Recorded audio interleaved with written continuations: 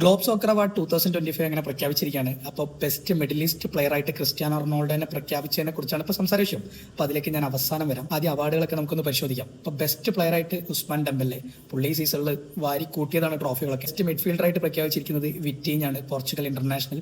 And LaLiga best player പ്രഖ്യാപിച്ചിരിക്കുന്നത് Raphinha. അതൊരു special അവാർഡാണ്, മോസ്റ്റ് ഡിസർവിംഗ് അവാർഡാണത്. പിന്നെ യമാലിന് അണ്ടർ-23 best player and Maradona award. പിന്നെ ബെസ്റ്റ് മാനേജർ ആയിട്ട് ലൂയിസ് എൻറിക്കെ. ഇങ്ങനെ ഇനിയും അവാർഡുകൾ കൂടുതലുണ്ട്. അപ്പോൾ ഇനി ക്രിസ്ത്യാനോന്റെ കാര്യത്തിലേക്ക് വരാം.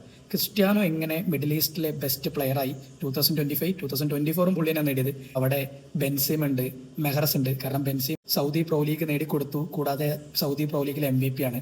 മെഹറസ് ആണെങ്കിൽ AFC ചാമ്പ്യൻസ് ലീഗും സൗദി സൂപ്പർ കപ്പും നേടിക്കൊടുത്തു, അവിടെ MVP ആണ്. പിന്നെ എന്തുകൊണ്ട് ക്രിസ്ത്യാനോ റൊണാൾഡോക്ക് കിട്ടി എന്നുള്ളതാണ് ചോദ്യം. ഇത് ഗ്ലോബ് സോക്കറും ദുബായ് സ്പോർട്സ് കൗൺസിലും നടത്തുന്ന ഒരു അവാർഡാണ്. എങ്ങനെ കൊടുക്കുന്നതെന്ന് വെച്ച് കഴിഞ്ഞാൽ ഇതിലൊരു 20% ഫാൻസിന്റെ വോട്ടിങ്ങും 80% ഒരു ജൂറിയുടെ വോട്ടിംഗ് ആണ്. അപ്പോൾ ഈ 20% ഫാൻസിന്റെ വോട്ടിൽ തന്നെ ക്രിസ്ത്യാനോക്ക് എത്രത്തോളം ഇമ്പാക്ട് ഉണ്ടാക്കാൻ സാധിക്കുന്ന എല്ലാവർക്കും അറിയാം. പിന്നെ 80% ജൂറി എന്ന് പറയുന്നത് ഏകദേശം കസിയസ്, അതേപോലെ ഫ്രാൻസിസ്കോ ടോട്ടി, പിന്നെ ലൂയിസ് ഫിഗോ, ഇങ്ങനത്തെ ഒരു ജൂറിയാണ് ബാക്കി തീരുമാനിക്കുന്നത്. ക്രിസ്ത്യാനോ ട്രോഫി ഒന്നും നേടിയിട്ടില്ല എന്ന് പറയുമ്പോഴും ക്രിസ്ത്യാനോ ഒരു മിഡിൽ ഈസ്റ്റ് ഫുട്ബോളിൽ ഉണ്ടാക്കിയ ഒരു ഇമ്പാക്ട് ഉണ്ട്.